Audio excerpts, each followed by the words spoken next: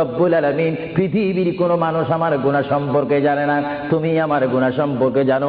আমি এমন গুনাহ করেছি আমার বিবি জানে না, বিবি গুনাহ করেছে আমি জানি না। আল্লাহ তুমি সব কিচ্ছু জানো, হে আমার প্রভু তুমি আমাকে মাফ করে দাও। আমার আল্লাহ বলে, তারপরও যদি তোমাদেরকে আমি মাফ না করি, তারপরও বান্দা তোমরা আমার রহমতের দরজা থেকে ফিরে যাইও না।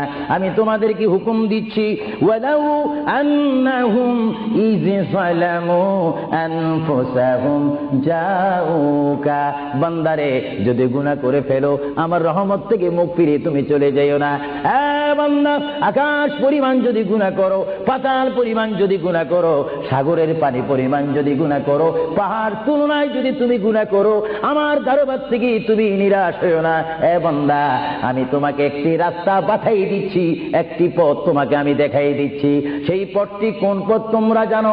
ওয়ালাউ আন্নাহুম ইয যালামু আনফুসাহুম জাউকা, বান্দারে যখন তোমরা বরবাদ হয়ে যাবে তখন তোমাদেরকে একটা পথ আমি তোমাদেরকে দেখাই দিলাম, সেই পথটির নাম হচ্ছে আমার রাসূলের মদিনা।